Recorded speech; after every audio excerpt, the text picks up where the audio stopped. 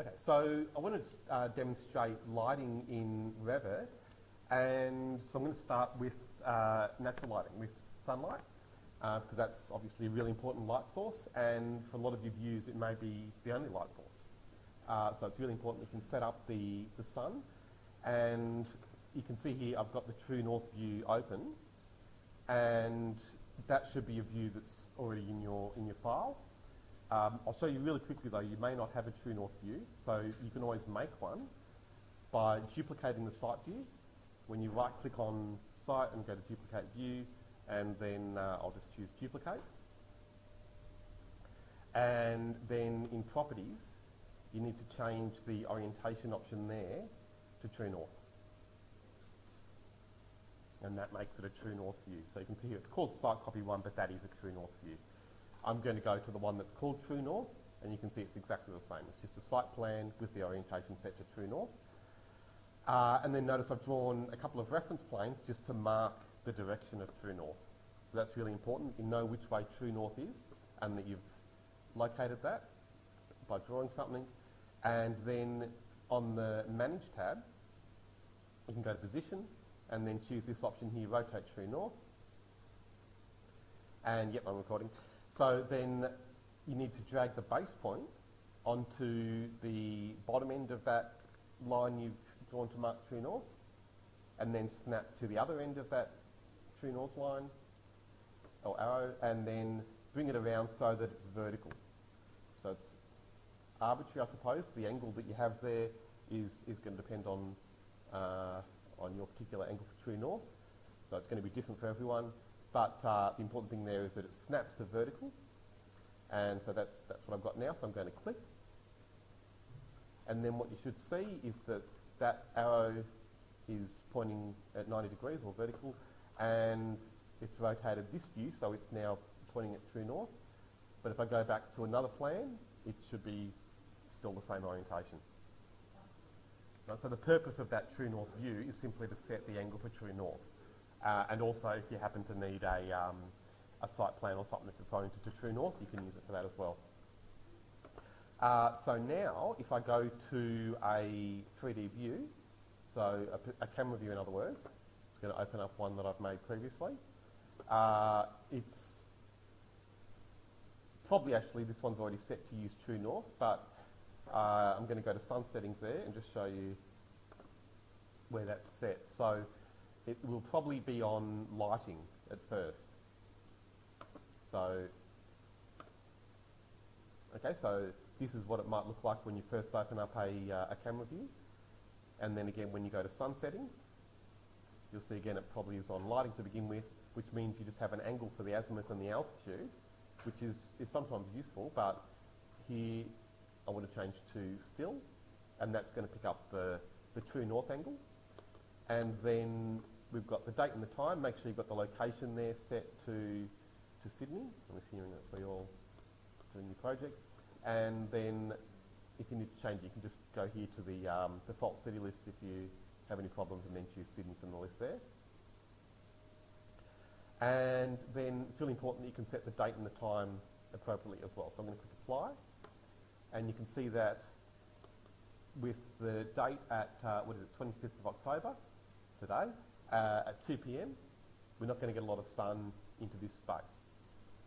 So if you remember looking back in the site plan, so if this is true north, that means we're only going to get light coming on this facade in the afternoon in summer, really. Maybe a little bit in spring and autumn, but mostly in summer. So now that I know that, I'll go back to that 3D view, back to sun settings,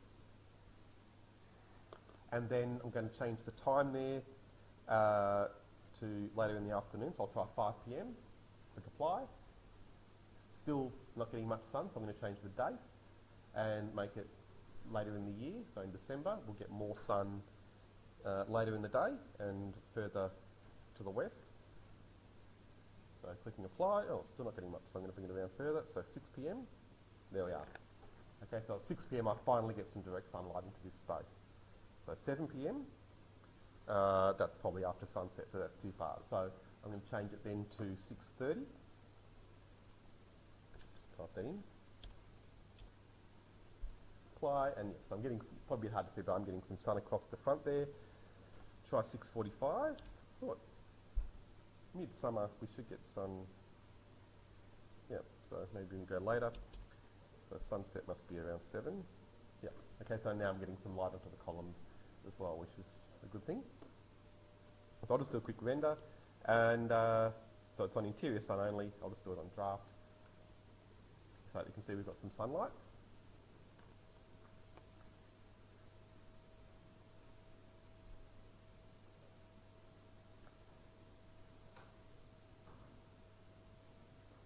Okay, so it's rendering. It's very dark, but that's actually working just fine because we still need to adjust the exposure. So if I go to adjust exposure and then increase the brightness there, now I can see sunlight coming in fairly clearly. And so I can actually go a bit brighter than that even. It's probably a bit too much. Okay, so there we are. So the areas in the background are still fairly dark, but as you increase the render quality, you're going to get more bounced light into those spaces. If you have the time, rendering with 3ds Max will give you the option to increase the bounced lighting. In other words, you can increase the light, effectively the ambient light in those darker areas, but that's not an option in Revit. So if we get time, I'll show you that quickly in Max, but I sometimes think it's not a bad idea to leave it with some variation between light and dark. It can actually work pretty well sometimes. So anyhow, have a look at that, and your spaces may not be oriented as badly as this. This is almost pointing due south, this space. So this is just to show you that even with a space like that, you can get sunlight into it, and if you've got spaces that are facing north, then you've got a lot more options for the sunlight direction, or even if they're east and west. So experiment with that. I'll move on to artificial lighting though before I do any more with sunlight. So I've got some lights here. It's a bit hard to see them because the shadows are on, so I'll turn the shadows off. And then you can see I've got all these downlights on the ceiling that I've already placed. And so I can place those because I've made a ceiling object.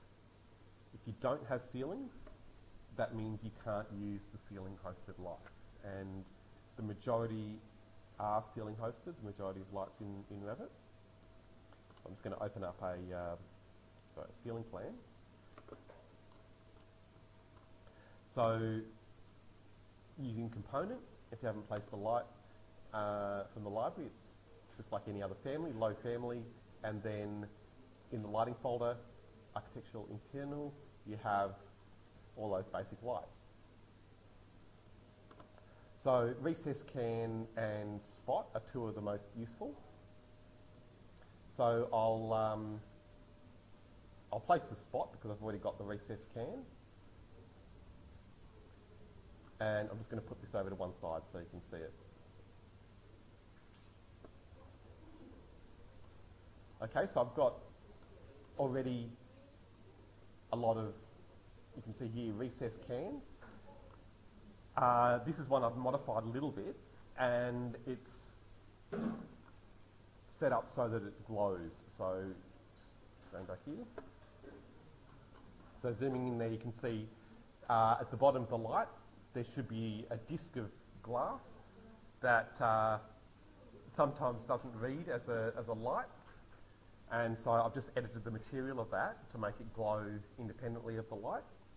And if you want to use that family, it's in the P drive. So I'll just go and show you where that is. So going to load family, it's on the, again, P drive, interior design, Revit library, and lighting fixtures. Okay, so it's simply called downlight recessed can glow. Here it is. So it's exactly the same as that other recessed downlight. It just renders a bit better because it gives you that glowing effect from the bottom of the light. So looking a little bit more though at that light, so I'm just going to select it before I render with it and just show you the basic light types. So if I go to Edit Family, we can see the light in the family file. So do you know what sort of light type that is? Yeah, in terms of normal lighting it is, absolutely. But then in terms of rendering, it's a particular kind of light. So, well, which direction is the light coming from that light source? Is it directional or is it going everywhere? It's directional, that's right. So the first thing is a directional light, and it's a spotlight. So we can tell that because it's got this inner cone and the outer cone. So to see the different options you've got for lighting, it's quite simple in Revit. Once you select that light source, I'll just click to one side again so you can see it's usually going to be yellow. And then when you select it, you can go to light source definition and then see all the different basic lighting options. So the first thing is you've got the emit from, and unless it's a tubular light or a big fluorescent light with a diffuser or something like that, usually you can just leave it on point. But for... Can you change the length? Absolutely. Yes, of course, yeah. So when it's online, yeah, you can. Now, there's a problem though. See how here it's coming from a point still, even though it's got that line, and that's because of the distribution. And that could be a problem with rendering. So you'll notice when you render on low quality, it'll look like it's still coming from a point, but when you increase the quality, it will come from the line. So yeah, that's something to watch out for. But again, usually you can just leave it on point. I'll show you the other options afterwards. So with point as the emit from shape, then you've got these 4 different distributions. So the first one is omnidirectional, in other words, emitting light evenly in all directions, or spherical, I think they call it in Revit. Hemispherical is similar, but it only emits down, but again, evenly in that 180 degree arc. And then this one's spot. So I'll change it to hemispherical just so that you can see that it's almost directional, but we don't have much control over the light other than the fact that it comes out evenly in that 180 degrees. But with spot, you have, again, 2 arcs, or 2 cones, and notice it's changed the angle. That's just another thing to watch out for with Revit. It's not to do with the light, it's actually to do with the family types. So if you go there, you'll see that it's got an option for the light tilt angle. It's on 60 by default for some reason, but I'm just going to set that back to 90, and now that's going down again. So the inner cone there is where the light is at its maximum brightness, and the outer cone is reaching to where it should be at 0, in other words, no light. So the bigger the distance between those 2 values, the softer the edge of that light's going to be. So if the 2 values are close together, you're going to get a really hard edge because it's going from the maximum brightness to nothing in a short distance.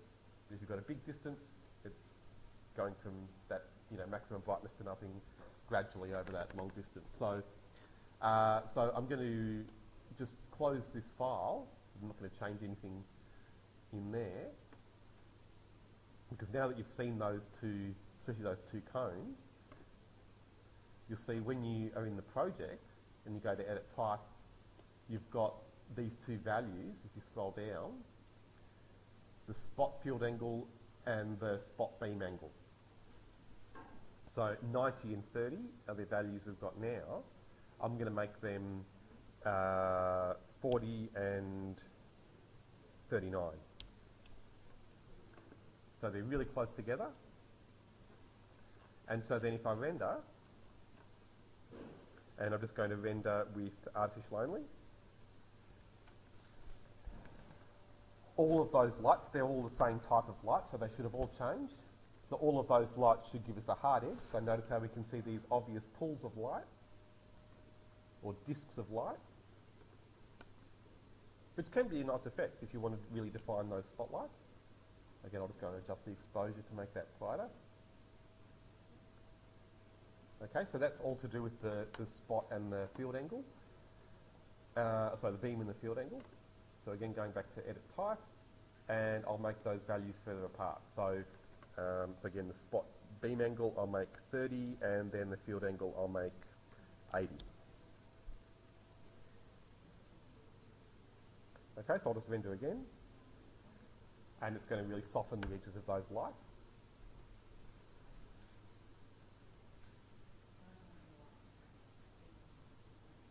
Okay, so you can see here now how much of a difference that's made.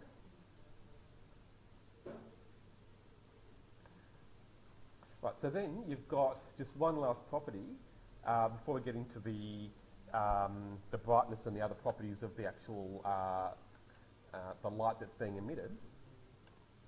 You've got the tilt angle. So with a downlight, like these recessed lights, you generally want that to always be on 90, so they're going straight down. Even though you'll have a property, if you go to edit type, it'll always give you that option to adjust the tilt angle. Oh, I probably don't need, I mean, no, I don't think you really need to, as long as you've got an idea about the light types and what options you've got, really.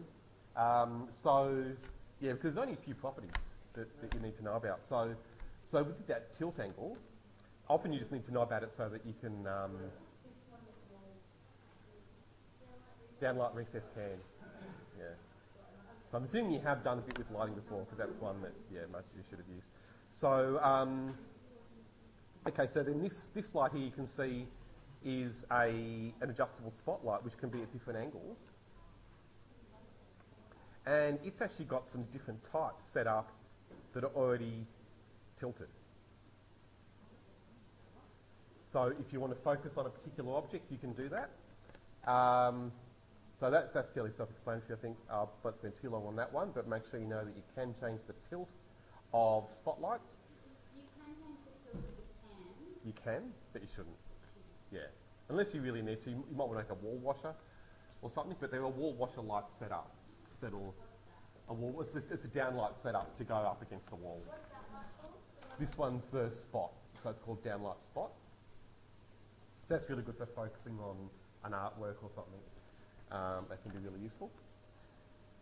So then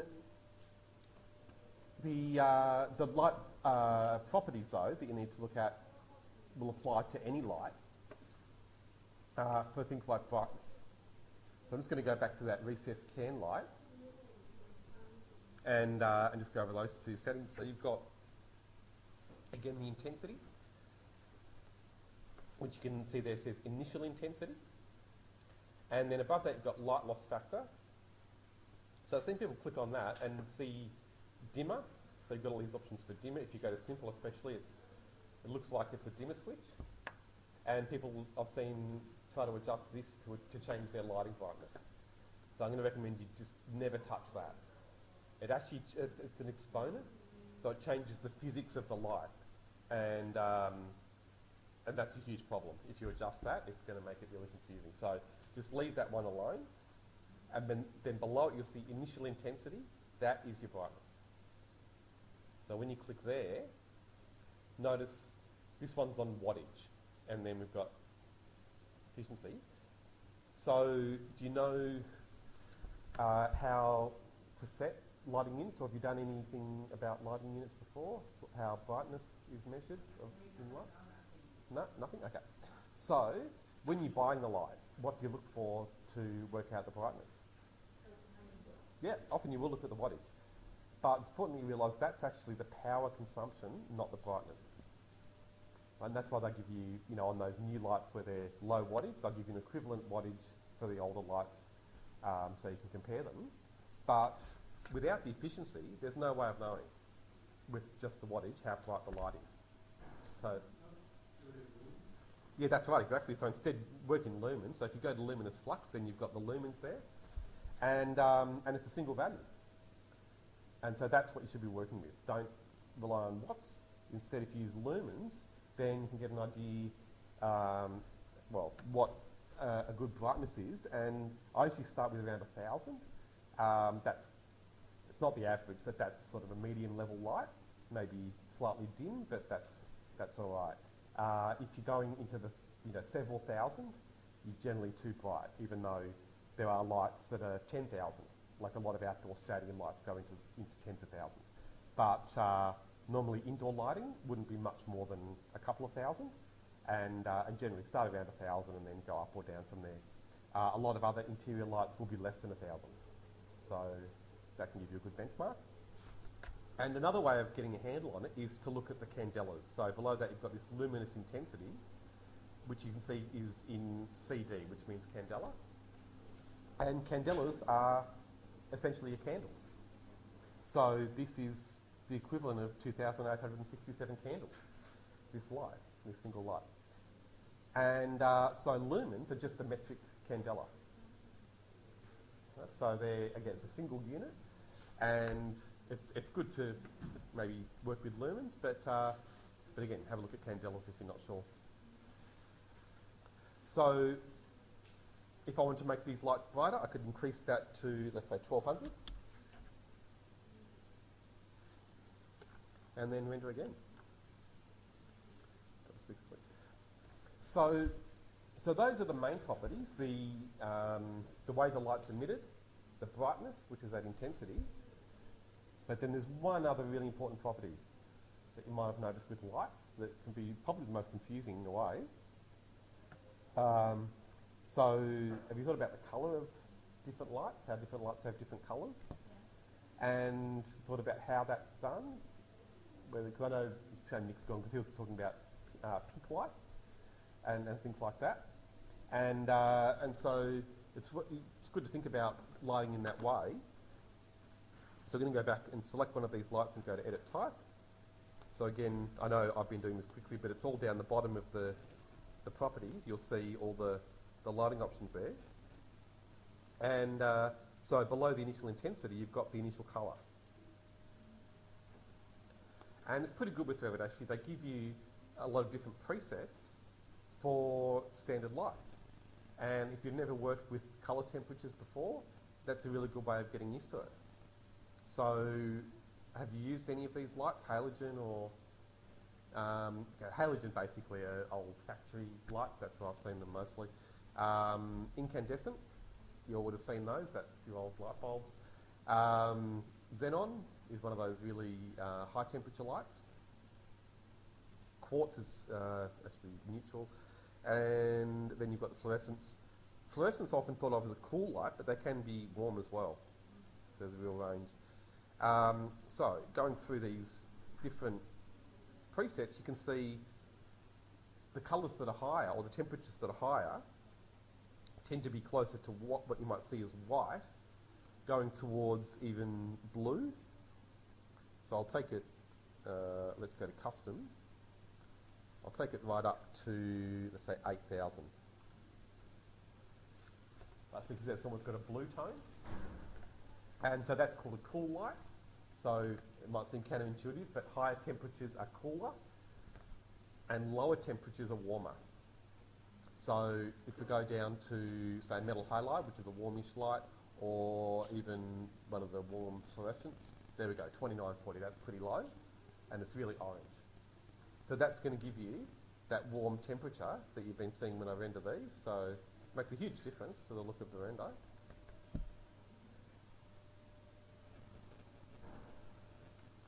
So there was a real trend, maybe over the last few years, to go for generally cool lights. But it's coming back because I think people did that too much, and now people are using more of a mix and bringing some warm lights back, which I think is always good to balance it out. You don't want to just go one way or the other. And sometimes warmer spaces, warmer light suits certain spaces and materials better. So notice though, if I go to adjust exposure, that you've got an option there for the white point. And that's also in that same temperature range. So it's got here 6,500.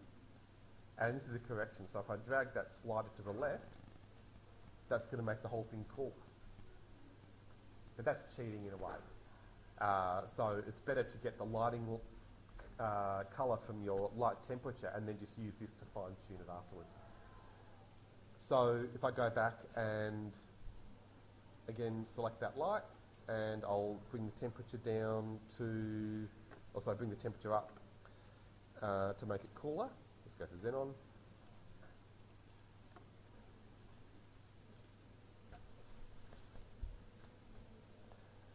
Okay, so it's going to make the render much less orange, but I'm going to maybe lose some of the warmth that I've got in some of these materials, which are already fairly warm materials. So you can see there it's losing a lot of that tone. Go back to adjust the exposure, and so I'd maybe correct the white point there. I've also got that quite desaturated. Yeah. Okay, so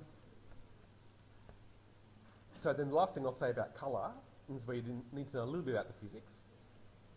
You can't set every colour. So if you want a particular coloured light, you can't just use the temperature to get that. So if you want a pink light, for example, you need to do something else. I'll set this back to a neutral. So below the temperature, you've got a colour filter. So if you want, again, say pink lighting, you can do that, but it's like a gel. So you're sticking a piece of glass over the light, and then it renders that way. Well, on all of my downlights, because I didn't duplicate it.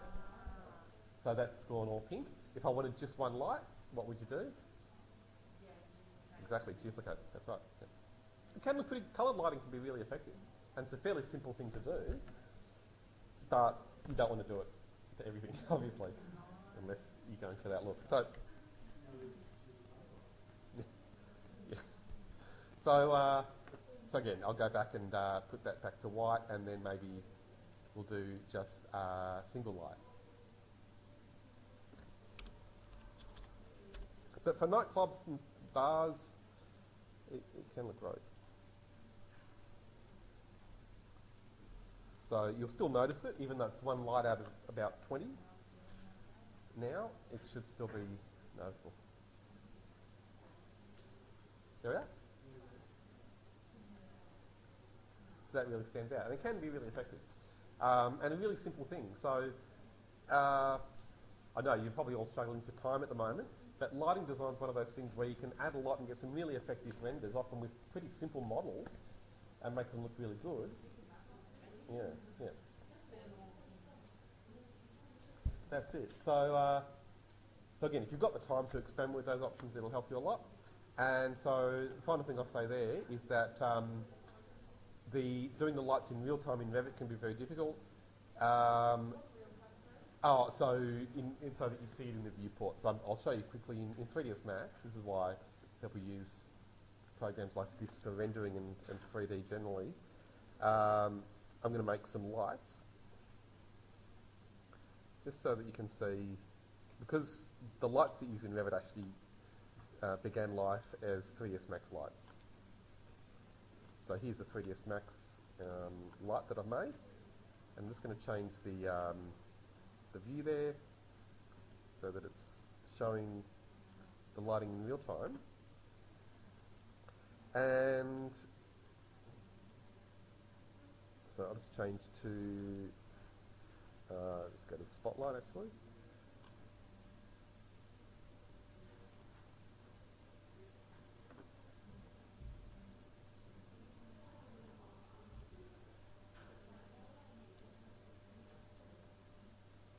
Okay, there we are. So, okay, so notice how here we can actually see the effect of those hotspot values. So this should be moving. Oh, it's got no target. There we go. That's better.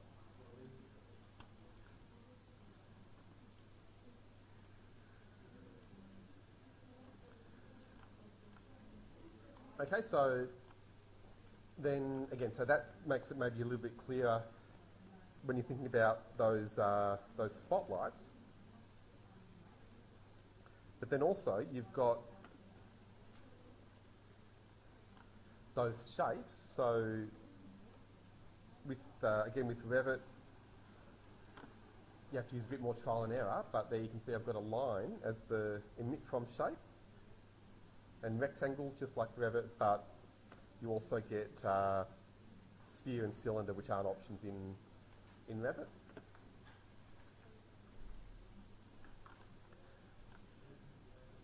Yeah, there's probably not too much point going too far with 3S Max because I think you'll probably need to look at that later. But again, if you do want to go much further with lighting, then you have to look at using a program like that. Otherwise, though, you can do most of the things you need with Revit.